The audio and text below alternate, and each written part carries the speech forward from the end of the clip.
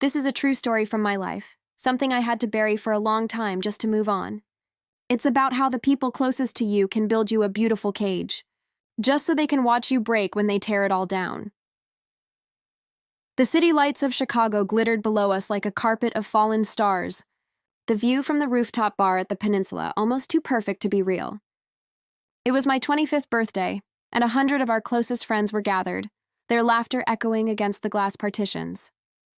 My boyfriend, Julian Croft, the man I thought I would spend my life with, raised his crystal flute of champagne. A hush fell over the crowd as he smiled, a dazzling, predatory smile I once found captivating. "A toast," he began, his eyes finding mine for a moment before flicking, almost imperceptibly, to my best friend, Brianna, standing beside me. To Chloe on her big 2-5. And, he paused, letting the moment hang, to future freedom. A cheer erupted, but I saw the triumphant, venomous glance he shared with Brianna over the rim of his glass. In that single, chilling moment, I understood. The party wasn't a celebration of me. It was a coronation for them. And before the last guest had said their goodbyes, I slipped away to the ladies' room, pulled out my phone, and with trembling fingers, initiated a wire transfer that would drain every last cent from our joint investment account, the one holding my entire inheritance, into a new one that only I controlled. The war had begun before he even knew he'd fired the first shot. If you genuinely enjoy our stories, please subscribe to the channel, tell us where you're from, and what time it is right now. It's always fascinating to know how far our story flows. It's strange how your brain protects you. For months leading up to that night, the signs had been there like tiny cracks in a fresco. I just refused to see them. Julian and I had met 2 years earlier at a gala at the Art Institute of Chicago. I was there as a junior associate in my field, architectural restoration, while he was the rising star at a cutthroat investment firm, Croft & Sterling. He was everything you read about in novels, impossibly handsome, wickedly smart, and possessed a charm that could disarm armies. He loved my passion for history, for bringing old buildings back to life. He'd listen for hours as I talked about the intricacies of terracotta preservation on the Wrigley Building, or the structural challenges of the Rookery. He called me his timeless girl. My best friend since college, Brianna Hayes, had adored him from the start. "He's perfect, Chloe," she'd gushed. "He's like a prince." Brianna was a whirlwind of ambition, a stark contrast to my quiet focus. She was trying to launch a boutique PR firm, and I was her biggest cheerleader, even helping her with the initial funding from a trust my grandmother had left me. The three of us became an inseparable trio, a fixture in the Gold Coast social scene. We were the perfect picture of success and happiness. Our life was a carefully curated masterpiece. We bought a stunning graystone in Lincoln Park, a fixer-upper that I was lovingly restoring, room by room. We opened a joint investment account, where Julian, the financial wizard, would manage our future. I, in a gesture of ultimate trust, transferred the bulk of my inheritance into it. "We're a team," he'd said, kissing my forehead. "Your money and my brains. We'll be untouchable." The word untouchable should have been a red flag. It was his favorite word. The suspicion started as a low hum, a background noise I could easily ignore.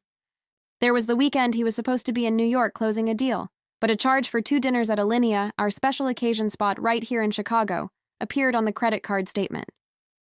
When I asked, he laughed it off. "Client entertainment, sweetheart." Had to woo them. "You know how it is?" Brianna backed him up instantly.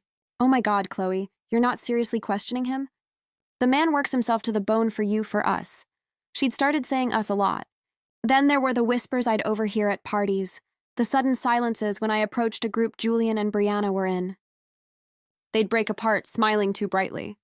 Brianna started dressing differently, her style suddenly mirroring the expensive, minimalist aesthetic Julian preferred.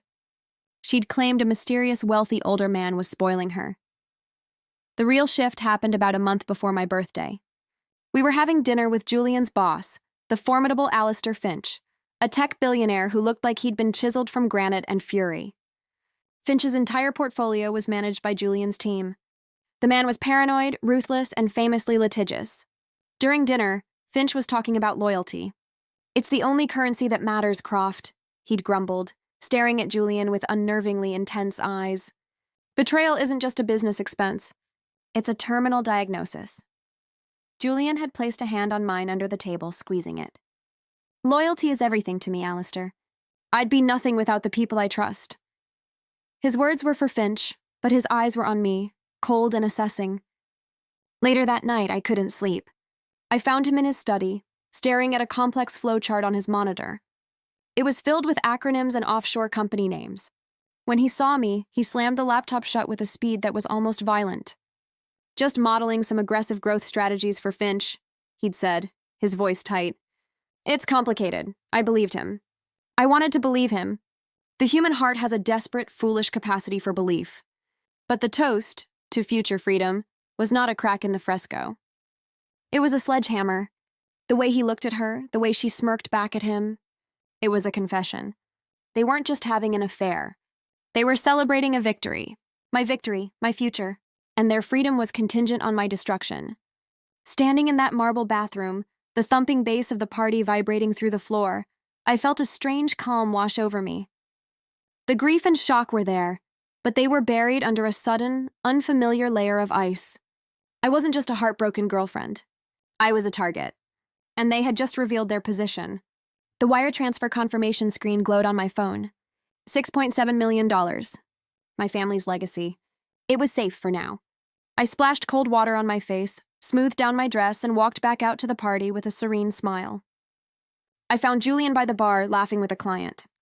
He draped his arm around me. "There she is, the birthday girl. Having fun?" he asked, his voice dripping with false affection. I leaned in and kissed his cheek. "More than you know," I whispered.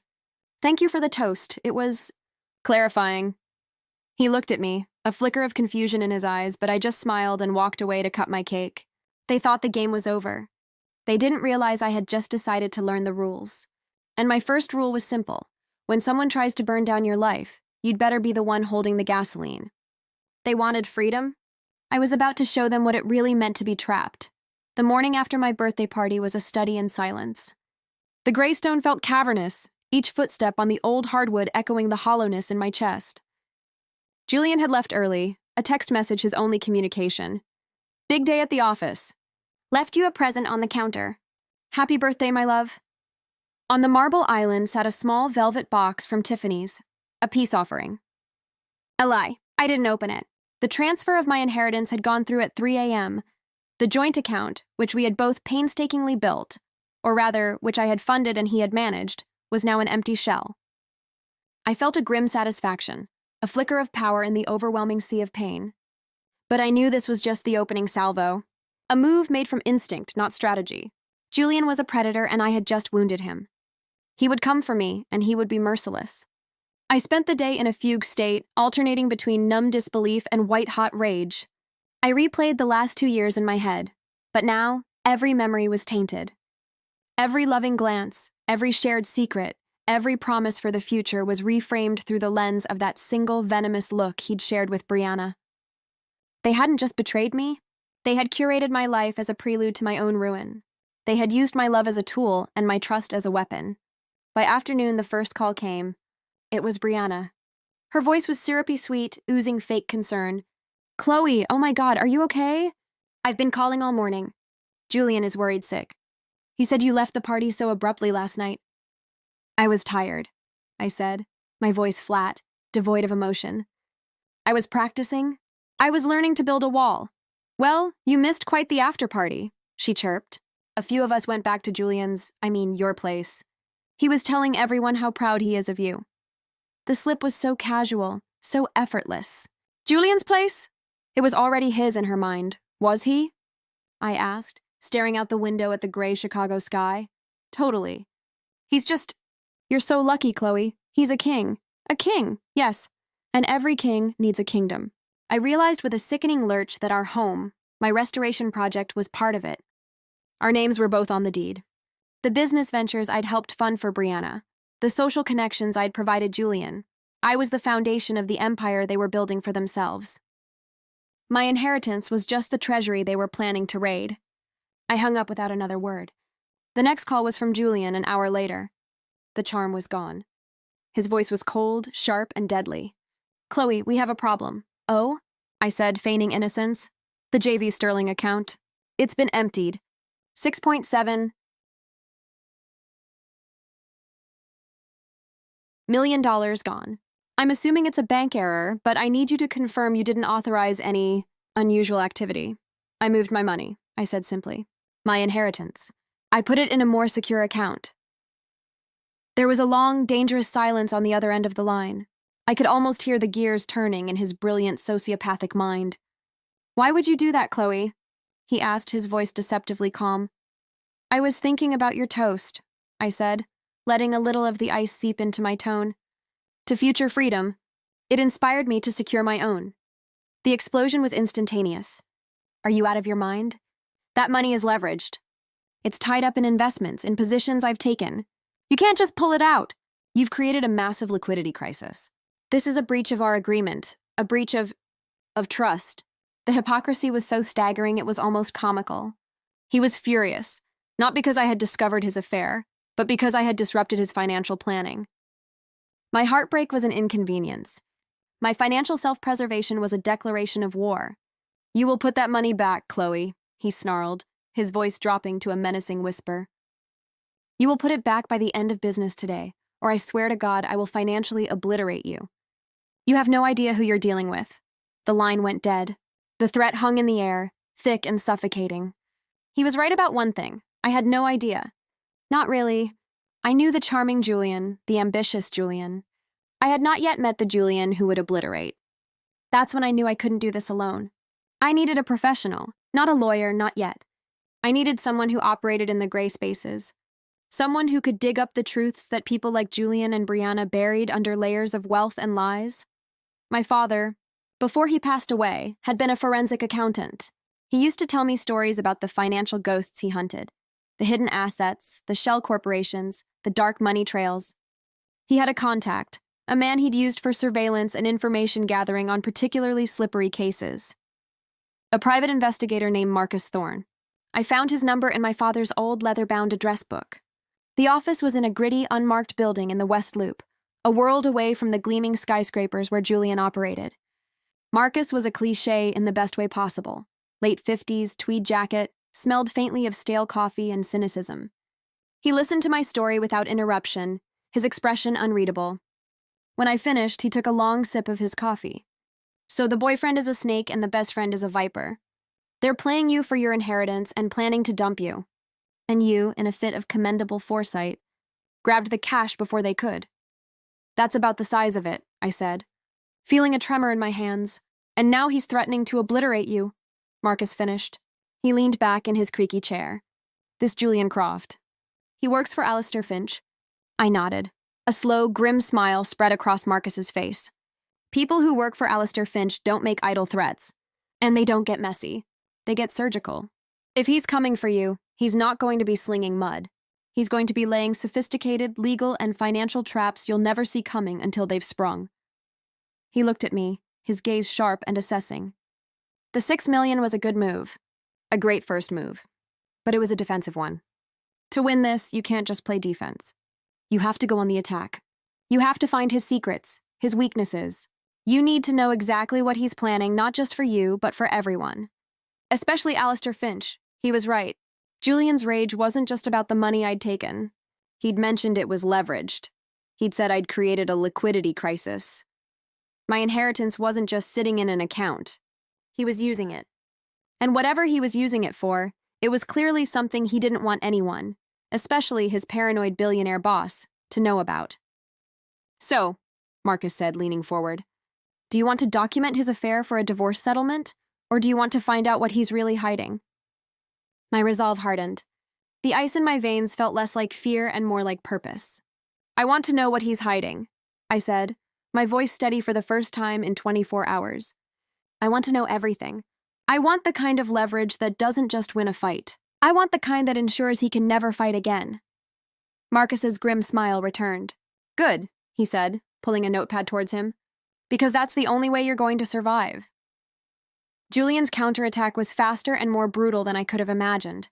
2 days after my meeting with Marcus, a courier delivered a thick legal envelope to my door. Inside was a lawsuit. Julian was suing me for the entire $6.7 million plus damages. His claim was as brilliant as it was evil.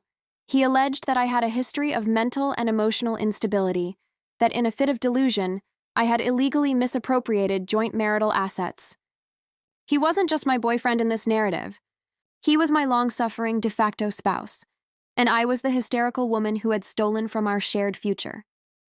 Attached were sworn affidavits from concerned friends attesting to my recent erratic behavior. The star witness, of course, was Brianna. Her statement was a masterpiece of fiction, painting a picture of me as a jealous, possessive, and paranoid partner who had become obsessed with the idea that Julian was leaving me. She described my passion for my work, my meticulous restoration projects, as a compulsive and unhealthy retreat from reality. She twisted my grief over my father's death a year prior into a sign of ongoing psychological decline. She was dismantling me piece by piece on paper. The public relations campaign began almost immediately. Brianna, using the skills I had helped her finance, was a master. Snippets began appearing in Chicago society columns, fed by anonymous sources. Sources say investment prodigy Julian Croft is in the midst of a difficult personal situation. Friends are concerned for former socialite Chloe Vance, who has reportedly become reclusive. They were building a narrative, brick by insidious brick, to isolate and discredit me. They were turning my life into a cage and my reputation into the bars. I was no longer a wronged woman. I was a crazy ex. This was their arena. Public perception, manipulation. The story was so convincing that even my own lawyer, a man who had worked with my family for years, was cautious. Julian's claims are aggressive, but the financial paper trail is complex. He's arguing that your inheritance was commingled and actively managed by him as a shared asset, and its sudden removal caused catastrophic losses to his investment strategy. We need to be prepared for a long, ugly fight. It was then I understood the true nature of Julian's power. It wasn't just his charm or his intellect. It was his complete lack of a moral compass, combined with an expert understanding of the systems that governed our world. He knew how to manipulate the law, the media, and people's perceptions until his version of the truth was the only one that mattered. He was untouchable, wrapped in the armor of his position at Croft & Sterling and the implicit protection of Alistair Finch. He and Brianna were thriving. They made their relationship public a week after the lawsuit was filed, framing it as a comfort found in a shared time of crisis. They were photographed at fundraisers, at the opening of new restaurants, looking like a golden, bereaved couple supporting each other through my tragic breakdown. They were a picture of strength and solidarity, while I was locked away in my half-restored house, the world thinking I was insane. My phone stopped ringing. Friends who had celebrated my birthday a week ago were suddenly unavailable. Brianna had done her work well, whispering poison into every ear that would listen. The isolation was suffocating, a heavy blanket of shame and despair. For days, I barely left my bed. The lawsuit felt like an anchor, dragging me down into a dark, cold place. They had taken my friends, my reputation, my sense of self. It felt like they had already won. The turning point came on a rainy Tuesday. I was sitting in my father's old study, a room I hadn't touched since he died. The air was thick with the scent of old books and pipe tobacco. I was just staring at the walls, at the framed architectural drafts of his favorite projects, when my eyes landed on his old computer tower under the desk. My father wasn't just a forensic accountant. He was a digital bloodhound. He had built his own encrypted servers, written his own analysis programs. He used to say, "Numbers don't lie, Chloe, but the people who write them down always do. You just have to learn how to read the silence between the digits." On a whim, I booted up the old machine. It took forever, humming and whirring back to life. It was protected by a password I couldn't possibly guess. I tried his birthday, my mother's, our old address. Nothing. Defeated, I slumped in his chair. My hand knocked over a dusty mug filled with old pens. One of them wasn't a pen. It was a small, steel-cased USB drive, engraved with a single word, Vitruvius. It was the name of his favorite Roman architect, the man who believed in strength, utility, and beauty. I plugged it into the computer.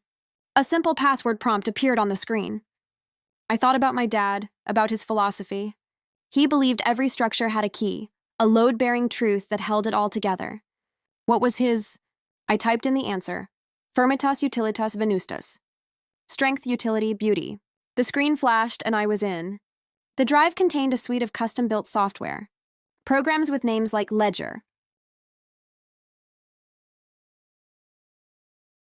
Ghost, Asset Tracer, and Digital Shadow.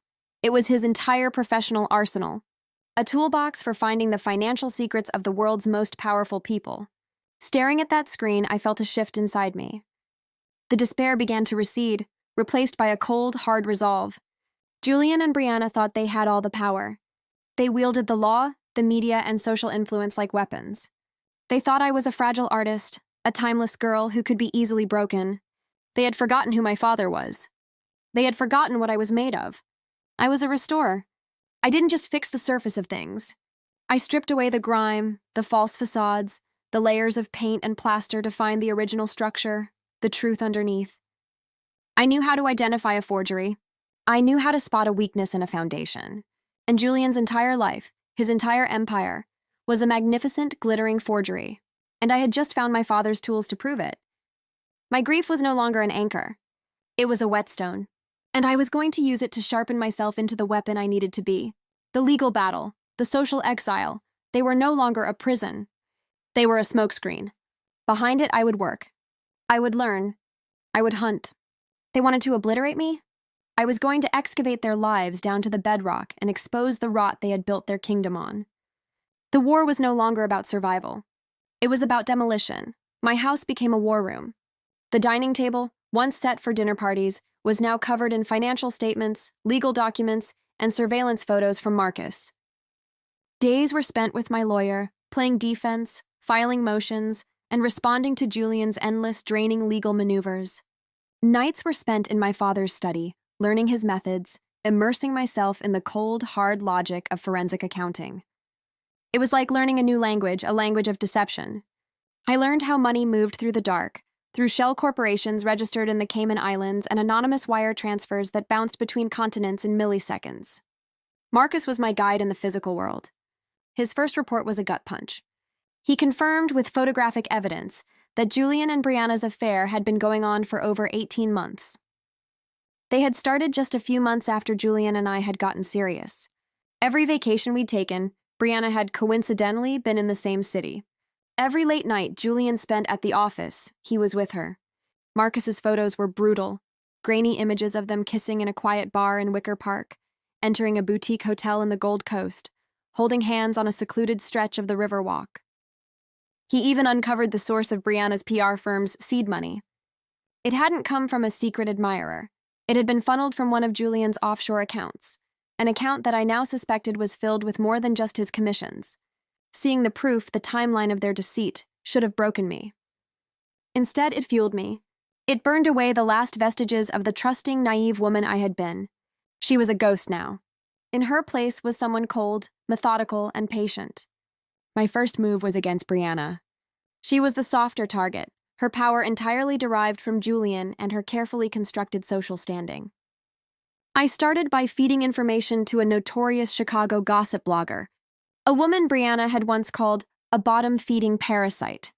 I sent anonymous, encrypted emails with just enough truth to be irresistible. I sent a photo of Brianna's real childhood home, a rundown bungalow in a forgotten suburb of Joliet, a far cry from the North Shore legacy she'd invented for herself. I sent a tip about the real source of her firm's funding, hinting at a connection to illicit offshore money. The blogger, smelling blood, ran with it. The story, PR princess or financial fraudster? It caused a small ripple at first, then a wave. Brianna's high society clients, the ones who valued pedigree and pristine reputations above all else, started to get nervous. I orchestrated the next step myself. I knew Brianna was courting the business of a major luxury hotel chain. I also knew, from listening to her complain for years, that she was woefully ignorant about art and history, often faking her way through conversations. The hotel's CEO was a passionate collector of Art Deco sculpture. Through a carefully placed proxy, I arranged to be at the same gallery showing he was attending with Brianna. I watched from a distance as she struggled, transparently flattering him with vague compliments about the art.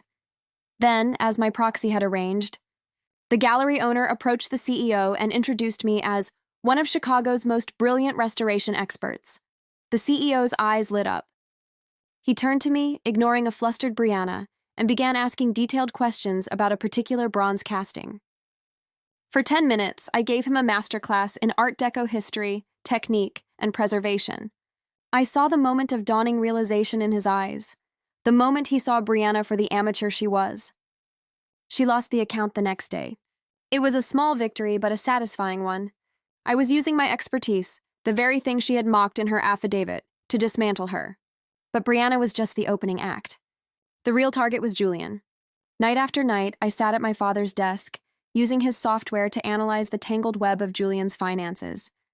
He was brilliant, I had to admit. He had created a labyrinth of offshore entities and layered transactions that was nearly impossible to penetrate. The joint account I had drained, our shared investment account, was at the center of it all.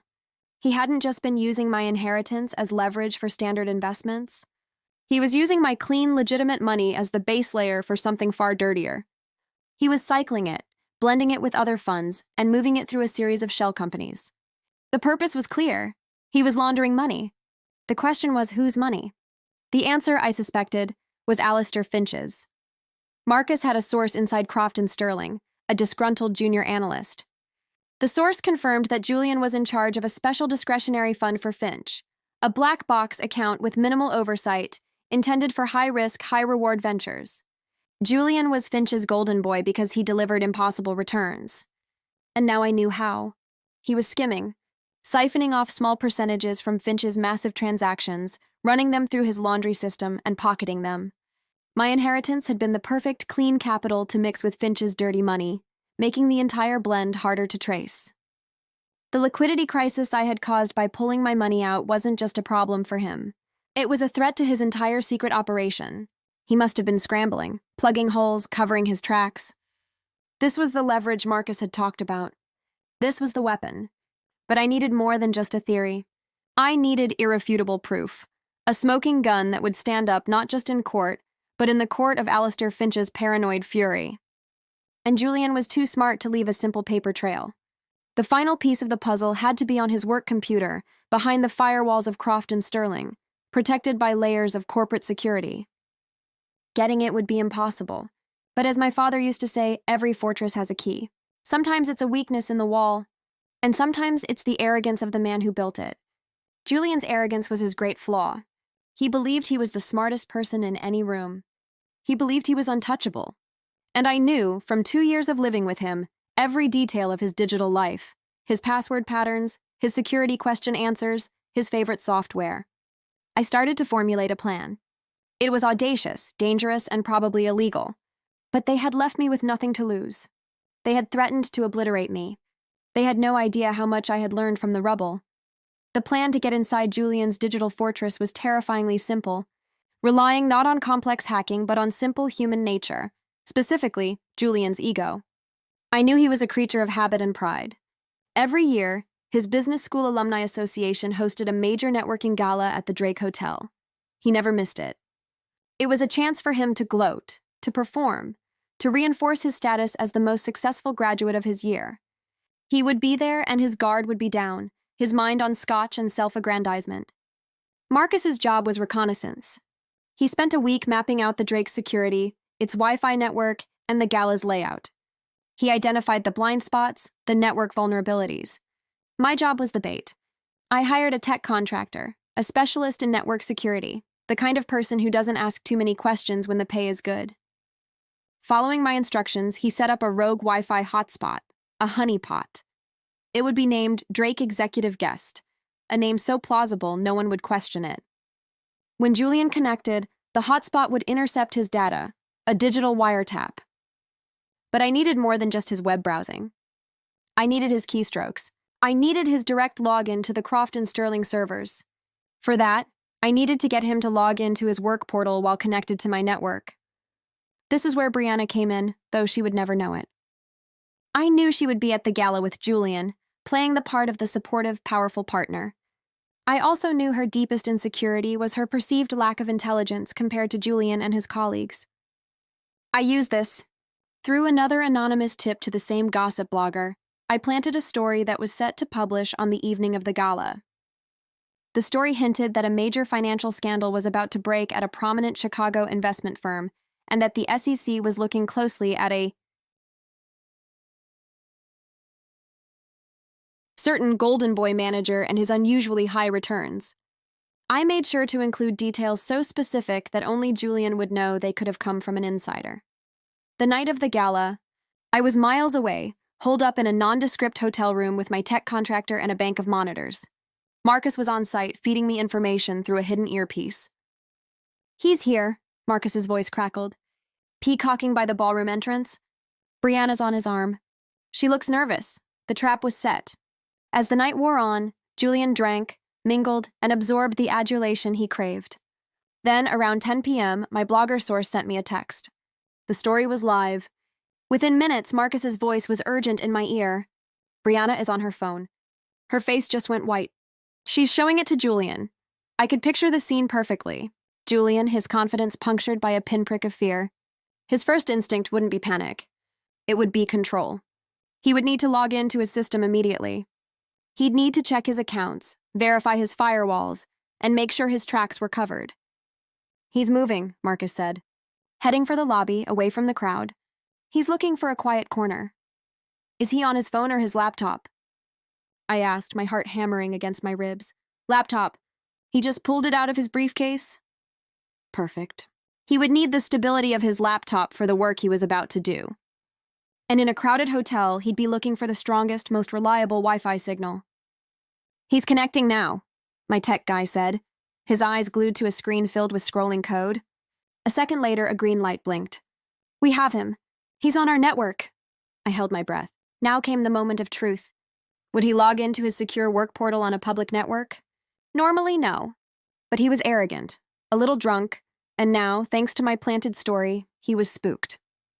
The combination was my only hope. For what felt like an eternity, he just browsed news sites. Then the screen on my text monitor changed. A Logan portal appeared. "Crofton Sterling." "He's in," the tech whispered. A flurry of code scrolled across the screen. Keystrokes, passwords, two-factor authentication codes. We captured it all. For the next 15 minutes, we watched in silence as Julian, sitting in the lobby of the Drake Hotel, unknowingly gave us the keys to his kingdom. He moved through encrypted files, checked the balances on offshore accounts, and cross-referenced the very shell corporations I had been trying to crack. He was checking on his laundered money. He was making sure Alistair Finch's stolen millions were secure. We copied everything. Every file, every transaction log, every incriminating email. It was a digital avalanche of evidence. When he finally logged off and snapped his laptop shut, we had it all. The smoking gun. In fact, we had a whole arsenal. I paid the tech contractor in cash, and he disappeared back into the digital ether. Marcus met me back at my house an hour later. I was sitting in my father's study, the downloaded files open on the screen. The sheer scale of the fraud was breathtaking. Julian wasn't just skimming. He had built a shadow empire within Finch's empire, a complex machine for embezzling and hiding tens of millions of dollars. He was a financial sociopath of the highest order. "What's the next move?" Marcus asked, pouring himself a bourbon from my father's decanter. "Do we go to Finch? The feds?" I looked at the screen, at the cold, hard numbers that represented Julian's life's work of deceit. Going to the authorities was one option. It was clean, but it wasn't personal. Julian and Brianna hadn't just tried to steal my money. They had tried to steal my life, my sanity, my name. A federal indictment felt too impersonal for a crime that was so deeply, intimately cruel. "No," I said, a cold certainty settling over me. "The authorities don't get to have this victory." "I do." I opened a new file and began to assemble the evidence. I wasn't creating a case for the SEC. I was creating a cage for Julian Croft. I would present him with my findings myself. He wouldn't be facing a judge or a jury. He would be facing me. He had threatened to obliterate me, but he had made a fatal error. He had shown me his blueprints. And now, I was going to use them to tear his world down to the foundation. I let Julian and Brianna simmer in their anxiety for a week. I wanted them to feel the tendrils of paranoia creeping in. I instructed the blogger to release another, vaguer post, hinting that a source inside the SEC had confirmed a preliminary investigation into irregularities at a major Chicago firm.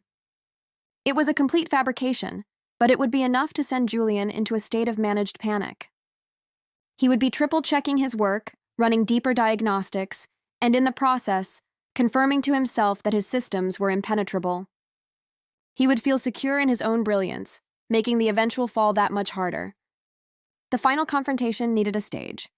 Not a public one, but one that was on my terms. I had my lawyer request a formal settlement conference. Julian's legal team jumped at it, assuming my resources were drained and I was ready to surrender. They probably envisioned me accepting a pittance of my own money back in exchange for dropping my countersuit and signing a non-disclosure agreement.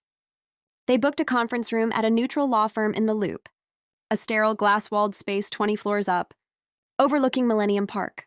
I arrived first, with my lawyer and Marcus, who was posing as a security consultant.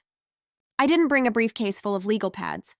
I brought a single sleek tablet and a portable high-definition projector. Julian and Brianna arrived together, a united front of smug confidence. Julian wore a flawlessly tailored suit, looking every bit the master of the universe. Brianna was beside him, her expression a practiced mask of concern and pity directed at me. She had come along for the kill to watch me finally break. "Chloe," Julian began, his tone dripping with condescension as his lawyer, a shark named Peterson, looked on. "I'm glad you've finally seen reason. This has been an unfortunate and public spectacle. Let's not drag it out any further." My lawyer started to speak, but I held up a hand, silencing him. I stood up and walked to the head of the long mahogany table. "Thank you all for coming," I said, my voice calm and steady. "Before we discuss any settlement numbers, I have a short presentation." I connected my tablet to the projector. Peterson scoffed. "Ms. Vance, this is highly unorthodox. We're not here for a business pitch." "Oh, but we are," I said, locking eyes with Julian. "We're here to discuss a very specific business. Yours." I clicked the first slide. The screen lit up with a name, Trident Holdings Group, LLC, a shell corporation registered in Nevis. Julian's face didn't flicker, but I saw a muscle jump in his jaw. The next slide was a detailed flowchart, a recreation of the one I had glimpsed on his laptop so many months ago. It showed Trident Holdings at the center of a web of other entities. I went through them one by one, explaining each company's purpose, its registration, its untraceable board of directors. "These are the primary instruments," I explained, my voice echoing slightly in the quiet room. "The arteries of the operation." Then I projected the bank statements. The first one showed a transfer of $1.2 million from Alistair Finch's discretionary fund into a holding account. The next slide showed that same amount, minus a 3% commission, being wired to Trident Holdings. Then, a series of smaller transfers from Trident to other accounts, blending the money, washing it. "And this," I said, clicking again, "is where my money came in." I showed the statements from our former joint account, illustrating how he had used my inheritance as clean capital to commingle with Finch's stolen funds, making the final product appear legitimate. "You weren't just skimming, Julian," I said softly. "You were running your own private bank with Alistair Finch as your sole, unwitting depositor." Brianna was staring at the screen, her mouth slightly agape. The mask of pity had been replaced with confusion and fear. Julian, however, was composed. A cold, dangerous fury was emanating from him. "This is libel," he hissed. "Fabricated documents." "You've lost your mind." "Have I?" I clicked to the final slide. It was a video file. I pressed play. The room filled with Julian's voice, captured from the audio log of a bug Marcus had planted in his office a week prior. It was a phone call between him and his offshore banker. His voice was clear, arrogant, and utterly damning. He was laughing about his Finch tax, bragging about how his system was foolproof and how Alistair was too arrogant to ever suspect his golden boy of such a scheme. He even mentioned Brianna, complaining about how much her PR hobby was costing him. The color drained from Brianna's face. She stared at Julian, her expression one of pure horror and betrayal. Julian looked like he had been turned to stone. His lawyer, Peterson, looked pale and sick. I stopped the recording and turned off the projector, plunging the room back into silence. "The full data package, every transaction, every email, every recorded call, is on an encrypted drive," I said calmly. "One copy is with me. Another is in a secure vault with instructions to be delivered to 2 parties, should anything unfortunate happen to me. The first party is the U.S. Attorney's Office. The second is Alistair Finch." I let that name hang in the air. Julian knew better than anyone what Finch did to people who betrayed him.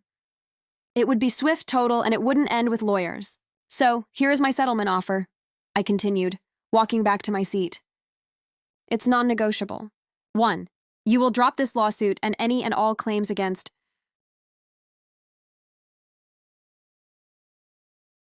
me, effective immediately. 2.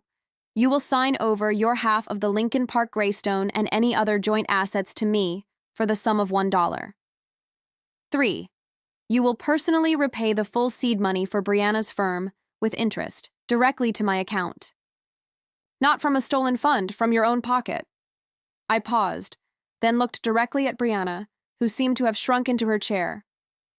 Her firm, by the way, will be dissolved. Finally, I turned back to Julian. And 4, you will both resign from your jobs, pack your bags, and leave Chicago.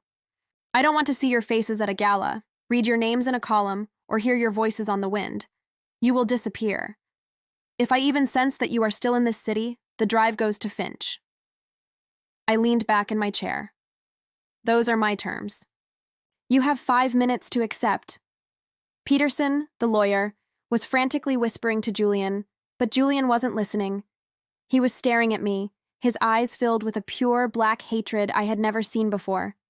He had been so sure of his power, so certain of his intellectual superiority. To be dismantled like this, by me, the timeless girl, the fragile artist, was a fate worse than prison for him. It was utter humiliation. He saw his entire world, the wealth, the status, the power, evaporate in an instant. I saw the moment he broke. It wasn't a grand explosion, but a quiet implosion. The arrogance crumbled, leaving behind something hollow and pathetic. Draw up the papers, he finally rasped to his lawyer, not taking his eyes off me. Give her whatever she wants. The paperwork took less than an hour.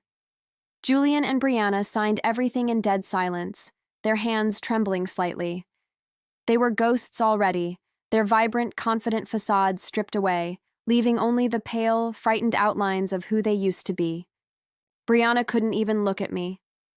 Julian, however, stared at me throughout the entire process. His hatred was a physical force, a last, desperate act of defiance from a king whose throne had been turned to dust. When it was over, they walked out of the conference room without a word. I watched them from the window, 2 small figures getting into a taxi on the street below, shrinking until they were gone, swallowed up by the city they had once thought they owned. Marcus put a hand on my shoulder. It's over, he said quietly.